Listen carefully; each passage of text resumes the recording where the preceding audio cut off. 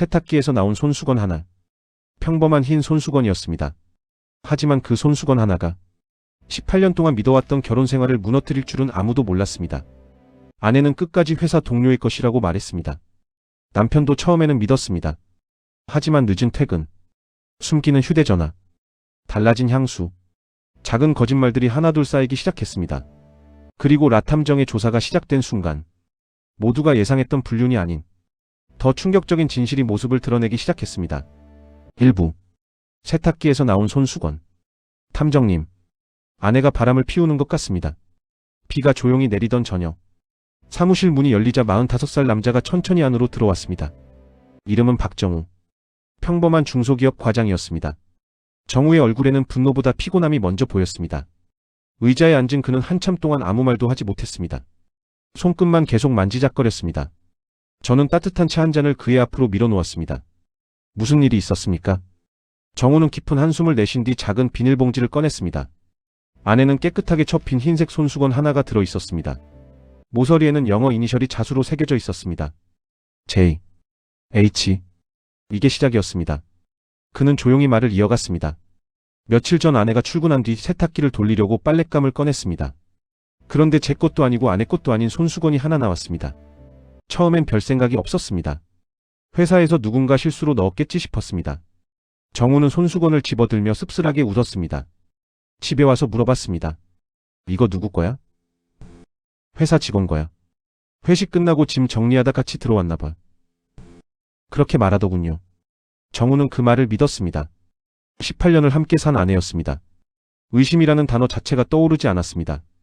하지만 이상한 점은 그날 이후부터 하나둘씩 나타나기 시작했습니다. 퇴근 시간이 조금씩 늦어졌습니다. 예전에는 오후 6시면 집에 오던 사람이 어느 순간부터 7시, 그리고 8시가 되었습니다. 이유는 늘 같았습니다. 회의가 길어졌어. 갑자기 야근이 생겼어. 신입 직원 교육 때문에 늦었어. 처음에는 이해했습니다. 직장인이라면 충분히 있을 수 있는 일이었습니다. 하지만 이상하게도 늦는 날이 점점 많아졌습니다. 주말에도 회사에서 연락이 온다며 나가는 일이 생겼습니다. 집에서도 휴대전화를 손에서 놓지 않았습니다. 예전에는 식탁 위에 아무렇게나 두던 휴대전화가 어느 순간부터 항상 뒤집혀 있었습니다. 잠잘 때도 베개 밑에 넣어두었습니다. 샤워를 할 때도 욕실 앞까지 가지고 갔습니다. 정우는 불편했지만 아무 말도 하지 않았습니다. 사람은 믿고 싶은 것을 믿게 됩니다. 의심보다 신뢰가 편하기 때문입니다. 그러던 어느 금요일, 아내는 거실 거울 앞에서 평소보다 오래 화장을 하고 있었습니다. 평소 사용하지 않던 향수를 뿌렸습니다. 정우는 무심코 물었습니다. 오늘 무슨 일 있어? 아내는 웃으며 대답했습니다. 회사에서 거래처 사람들이 온대. 그 말 역시 자연스러웠습니다. 하지만 이상한 것은 밤이 되어서였습니다. 거래처 사람들과 저녁을 먹는다던 아내는 밤 10시가 넘어서야 집에 들어왔습니다. 그리고 집에 들어오자마자 욕실로 향했습니다. 옷도 갈아입지 않은 채 샤워부터 했습니다. 그 모습이 처음으로 정우의 마음을 흔들었습니다. 며칠 뒤, 정우는 우연히 마트에서 장을 보고 있었습니다. 멀리서 아내와 비슷한 뒷모습이 보였습니다. 카트를 밀며 누군가와 웃고 있는 모습이었습니다. 순간 손을 흔들려던 정우는 발걸음을 멈췄습니다. 곁에 있는 남자는 회사 직원처럼 보이지 않았습니다. 정장을 입지 않았습니다. 편한 운동복 차림에 모자를 눌러 쓰고 있었습니다. 두 사람은 매우 자연스럽게 함께 장을 보고 있었습니다. 하지만 거리가 멀어 얼굴까지는 확인할 수 없었습니다. 정우가 사람들 사이를 지나 가까이 다가갔을 때 두 사람은 이미 계산을 마치고 밖으로 나가버렸습니다. 밖으로 뛰어나가 봤지만 어디에도 보이지 않았습니다. 그날 밤, 정우는 아무 말도 하지 않았습니다. 혹시 자신이 착각한 것일 수도 있다고 생각했습니다. 그렇게 스스로를 설득했습니다. 하지만 마음속 의심은 점점 커져갔습니다. 며칠 뒤, 퇴근한 아내가 소파에서 잠이 들었습니다. 휴대전화 화면에 알림이 하나 떠올랐습니다. 잠깐 켜진 화면에는 이름 대신 하트 하나만 표시되어 있었습니다. 오늘도 조심해서 들어가. 메시지는 단 한 줄이었습니다. 정우는 손을 뻗었다가 멈췄습니다. 남의 휴대전화를 보는 것은 하고 싶지 않았습니다. 하지만 이미 그의 마음속에서는 무언가가 무너지고 있었습니다. 다음 날 아침, 정우는 결국 제 사무실 문을 열었습니다. 탐정님, 제가 착각하는 거라면 좋겠습니다. 하지만 그는 떨리는 목소리로 말을 이었습니다. 이제는 진실을 알아야 할 것 같습니다. 저는 조용히 손수건을 다시 한번 살펴봤습니다. 그리고 단 한 가지를 물었습니다. 사모님 회사 이름이 어떻게 되십니까? 정우가 회사 이름을 말하는 순간 제 머릿속에는 이미 조사 계획이 그려지고 있었습니다. 하지만 그때만 해도 이번 사건이 모텔이나 호텔이 아닌 누구나 매일 드나드는 평범한 장소에서 가장 위험한 관계가 이어지고 있다는 사실은 아직 아무도 모르고 있었습니다. 2부 평범한 만남의 진실. 조사는 월요일 아침부터 시작됐습니다. 의뢰인 박정우의 아내 김소연 43 생활용품 유통회사 경리팀 대리였습니다. 출근 시간은 오전 8시 30분, 퇴근은 오후 6시. 평범하기 그지없는 직장인이었습니다. 첫날, 소연은 평소와 다름없이 회사로 출근했습니다. 회사에서도 특별한 행동은 없었습니다. 동료들과 커피를 마시고, 업무를 처리하고, 점심도 여직원들과 함께 먹었습니다. 겉으로 보기에는 의심할 만한 부분이 전혀 없었습니다. 하지만 경험상, 진짜 모습은 퇴근 이후에 드러나는 경우가 많았습니다. 오후 6시, 직원들이 하나둘 회사를 나왔습니다. 소연도 가방을 들고 건물을 나섰습니다.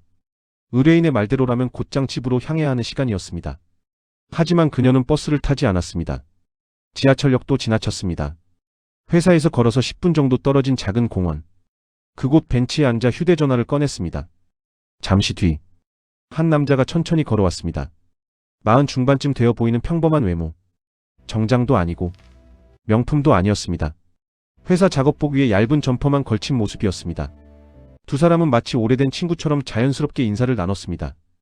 악수도 하지 않았습니다. 포옹도 하지 않았습니다. 그저 웃으며 나란히 걸었습니다. 그들의 첫 목적지는 공원 앞 작은 카페였습니다. 창가 자리에 마주 앉은 두 사람은 커피를 마시며 이야기를 시작했습니다. 1시간, 2시간. 시간은 빠르게 흘렀습니다. 멀리서 망원렌즈로 지켜보는 동안 두 사람은 단 한 번도 손을 잡지 않았습니다.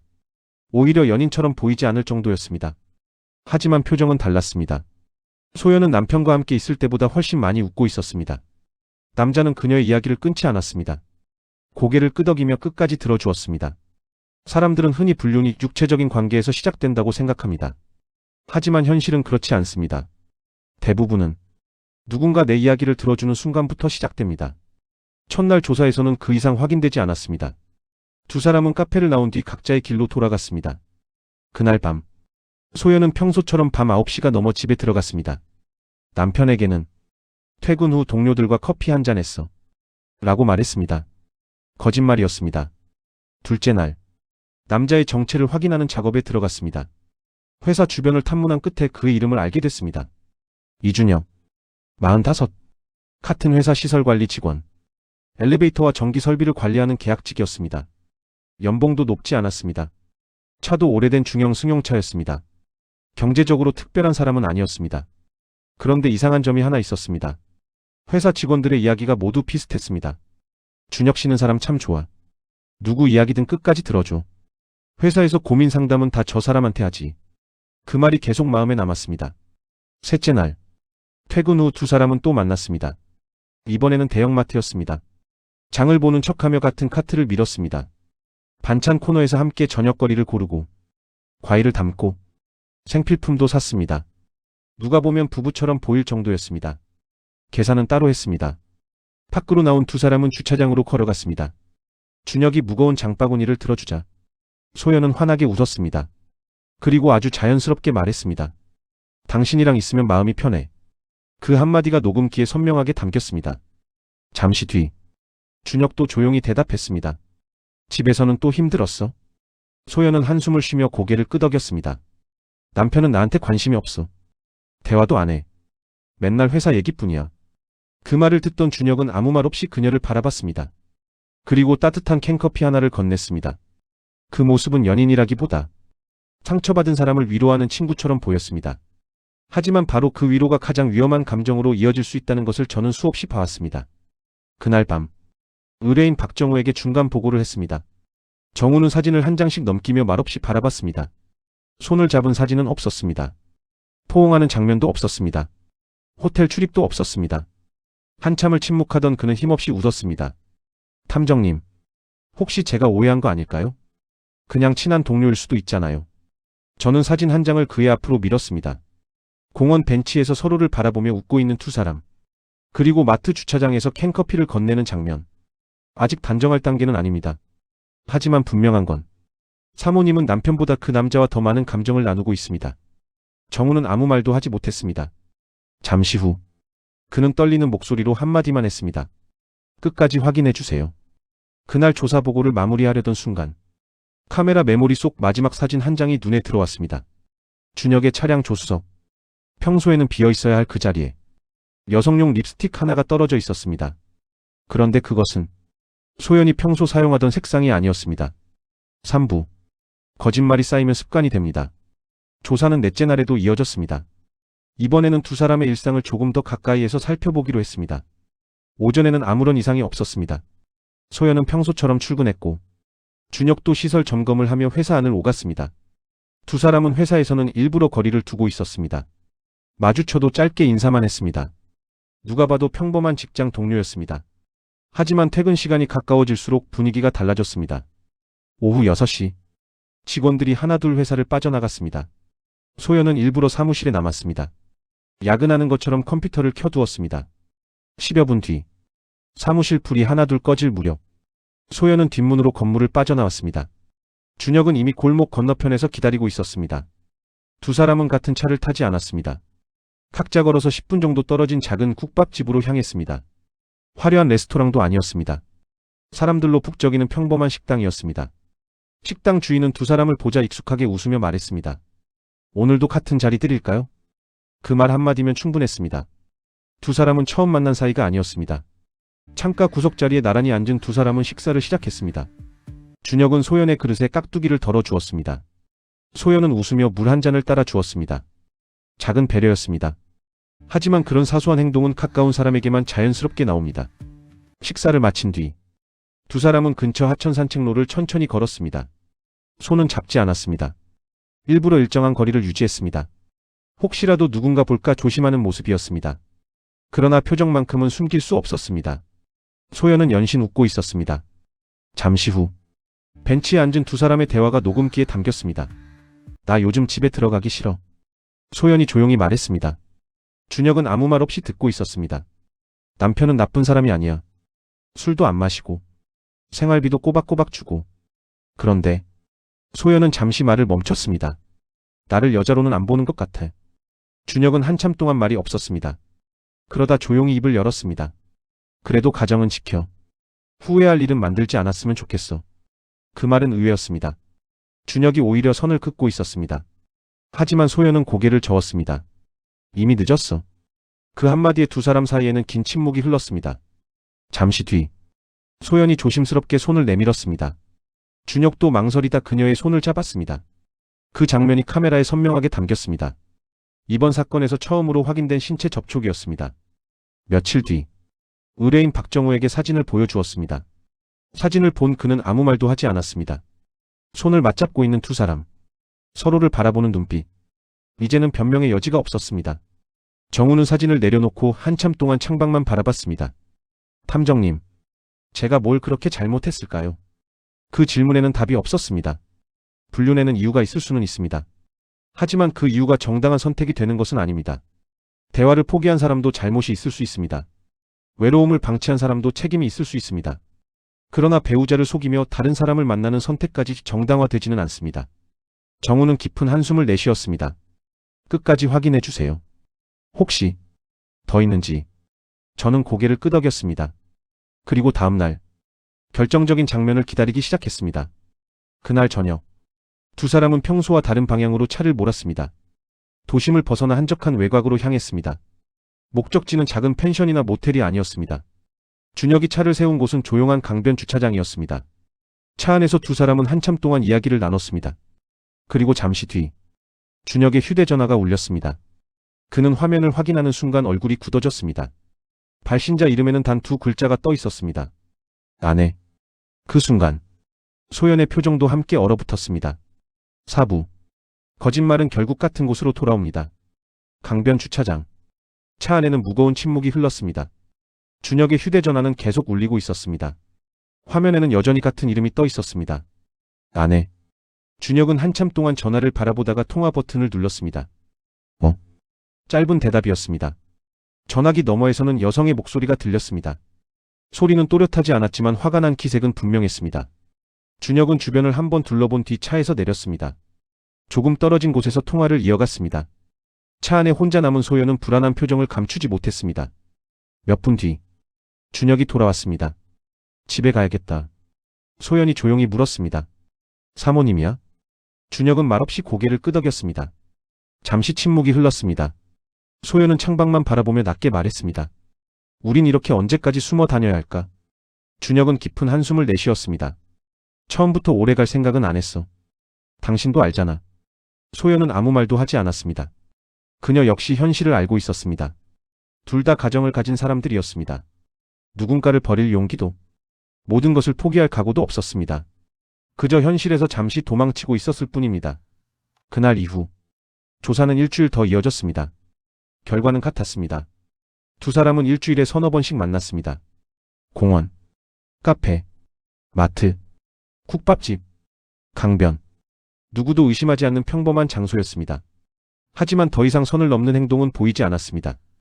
오히려 둘은 계속 같은 말을 반복했습니다. 이제 그만하자. 안 되는 거 알아. 마지막으로 보자. 그러나 그 마지막은 계속 이어졌습니다. 사람은 관계를 끊겠다고 말하는 순간보다 다시 연락하는 순간이 훨씬 쉽습니다. 의뢰인 박정우는 모든 자료를 조용히 받아들었습니다. 사진, 녹음 파일, 동선 기록. 그는 단 한 번도 화를 내지 않았습니다. 오히려 담담했습니다. 이 정도면 충분합니다. 그는 자료를 봉투에 넣으며 말했습니다. 오늘 저녁 집에서 이야기하려고 합니다. 저는 단 한 가지를 부탁했습니다. 감정적으로 행동하지 마십시오. 화가 나더라도 언성을 높이지 마십시오. 사실만 이야기하십시오. 정우는 고개를 끄덕였습니다. 그날 저녁 소연이 집으로 돌아왔습니다. 평소와 다르지 않은 얼굴이었습니다. 오늘도 늦었네. 정우의 말에 소연은 익숙하게 대답했습니다. 회사 일이 좀 있었어. 그 순간 정우는 식탁 위에 갈색 봉투 하나를 올려놓았습니다. 이게 뭐야? 소연이 봉투를 열었습니다. 첫 번째 사진, 공원 벤치. 두 번째 사진, 카페. 세 번째 사진, 국밥집. 네 번째 사진, 강변 주차장. 사진이 한 장씩 넘어갈 때마다 그녀의 얼굴은 점점 창백해졌습니다. 손끝이 떨리기 시작했습니다. 이게 뭐야? 정우는 차분하게 말했습니다. 거짓말은 이제 그만하자. 소연은 급하게 고개를 저었습니다. 당신이 생각하는 그런 관계 아니야. 그냥 힘들어서. 이야기할 사람이 필요했어. 정우는 씁쓸하게 웃었습니다. 그럼 나한테 했어야지. 그 한마디에 소연은 아무 말도 하지 못했습니다. 긴 침묵 끝에 그녀의 눈에서 눈물이 흘러내렸습니다. 미안해. 정말 미안해. 하지만 정우는 울지 않았습니다. 분노하지도 않았습니다. 그는 서랍에서 서류 한 장을 꺼내 조용히 식탁 위에 놓았습니다. 협의 이혼 신청서였습니다. 소연은 놀란 얼굴로 남편을 바라봤습니다. 당신, 진심이야? 정우는 담담하게 대답했습니다. 한 번의 거짓말은 용서할 수 있어. 하지만 수개월 동안 계속된 거짓말은 더 이상 믿을 수 없어. 소연은 무너져 내리듯 의자에 주저앉았습니다. 그녀는 그제야 깨달았습니다. 잃지 않을 것이라 믿었던 가정이 이미 자신의 손에서 떠나고 있다는 사실을. 하지만 그녀는 아직 모르고 있었습니다. 이 사건에는 자신조차 몰랐던 마지막 진실이 하나 더 남아있다는 것을. 오부. 가장 늦게 진실을 알게 된 사람. 협의 이혼 신청서가 식탁 위에 놓인 채 두 사람은 한동안 아무 말도 하지 않았습니다. 소연은 눈물을 훔치며 고개를 숙였습니다. 정우는 차분했습니다. 화를 내지도 않았고 큰 소리를 치지도 않았습니다. 이미 마음속에서 모든 정리가 끝난 사람이었습니다. 한 가지만 묻자. 정우가 조용히 입을 열었습니다. 그 사람을 사랑하나? 소연은 한참 동안 대답하지 못했습니다. 그리고 아주 작은 목소리로 말했습니다. 잘 모르겠어. 처음엔 그냥 내 이야기를 들어주는 사람이었어. 집에서는 아무 말도 하지 못했는데 그 사람 앞에서는 마음이 편했어. 정우는 씁쓸하게 웃었습니다. 그 편안함 때문에 18년을 버린 거구나. 그 말에 소연은 끝내 고개를 들지 못했습니다. 며칠 뒤 두 사람은 별거를 시작했습니다. 정우는 조용히 집을 나왔고 변호사를 통해 이혼 절차를 진행하기 시작했습니다. 사건은 그렇게 끝나는 듯 했습니다. 하지만 일주일 후 뜻밖의 전화 한 통이 걸려왔습니다. 수화기 너머에는 김소연의 떨리는 목소리가 들렸습니다. 탐정님, 잠깐만 만나 주실 수 있을까요? 그녀는 처음 만났을 때와는 전혀 다른 사람이 되어 있었습니다. 얼굴은 수척했고 눈은 퉁퉁 부어 있었습니다. 커피를 한 모금 마신 그녀는 떨리는 목소리로 말했습니다. 제가 바보였습니다. 며칠 전 소연은 마지막으로 준혁을 만나기로 했습니다. 모든 관계를 정리하기 위해서였습니다. 하지만 약속 장소에 먼저 도착한 그녀는 우연히 충격적인 장면을 보게 됩니다. 준혁이 다른 여성과 함께 카페에서 웃고 있었습니다. 처음에는 가족인 줄 알았습니다. 하지만 아니었습니다. 두 사람은 자연스럽게 손을 맞잡았고 잠시 뒤 서로를 안았습니다. 소연은 믿을 수 없었습니다. 준혁이 밖으로 나오자 곧바로 그를 붙잡았습니다. 저 사람 누구야? 준혁은 아무 말도 하지 못했습니다. 잠시 침묵이 흐른 뒤 힘없이 한숨을 내쉬었습니다. 미안하다. 그 한마디였습니다. 소연은 끝내 웃음이 나왔습니다. 허탈한 웃음이었습니다. 나한테도, 당신 아내한테도, 또 다른 여자한테도 전부 같은 말을 했던 거네. 준혁은 변명하지 않았습니다.